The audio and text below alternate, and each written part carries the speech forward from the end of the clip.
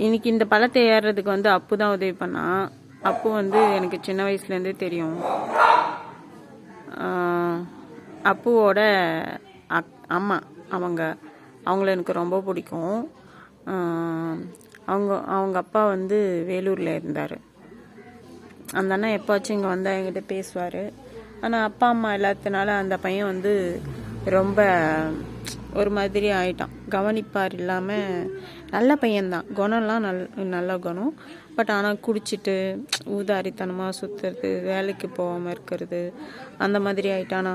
நான் அவனுக்கு ஏதாச்சும் செய்யணும், அவனை எப்படியாச்சும் மாற்றணும் அப்படின்னு சொல்லிட்டு ஆரம்பத்தில் நினச்சேன். அவன்கிட்ட பேசுவேன். ஆனால் அப்புறம்தான் தெரிஞ்சது யாரையும் நம்மளால் மாற்ற முடியாதுன்ட்டு. ஏன்னா என்னையே முதல்ல என்னால் மாற்றிக்க முடியல. அப்புறம் மற்றவங்கள எங்கேருந்து மாற்றுறது அப்படின்னு சொல்லிட்டு அந்த முயற்சியெல்லாம் விட்டுட்டேன். ஆனால் அப்பு வந்து ஏதாச்சும் ஒரு வேலை சொன்னால் போக்கா அப்படின்னு சொல்லிட்டு போயிடுவான்.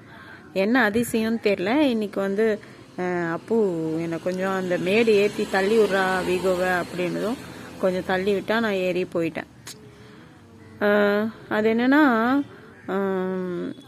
என் வாழ்க்கையில் வந்து dependency is most dangerous in life அப்படின்னு சொல்லிட்டு நான் அடிக்கடி சொல்லுவேன். ஒருத்தங்களை சார்ந்து இருத்தல் வந்து எப்போவுமே வந்து வாழ்க்கையை வந்து பாதிப்புக்குள்ளாக்கும், ரொம்ப டேஞ்சர், அபாயகரமானது அப்படிங்கிறது என்னோட கருத்து.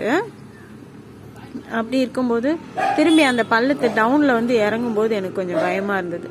சூர்யா தான் இருந்தாங்க எதிரில் கடையில். இப்போ சூர்யா வந்து என்ன சொன்னாங்க, கொஞ்சம் ஹெல்ப் பண்ணுடா அப்படின்னு. உடனே அவன் என்ன சொன்னாங்க, நீ இறங்குங்க அப்படின்னு. ஆக்சுவலாக நானே இறங்கி வந்துட்டேன் போல். அவன் பின்னாடி நின்னா அந்த தைரியத்துலேயே நான் வந்துட்டேன். சூர்யா யாருன்னு கேட்டால் ரேக்காவோட பையன்.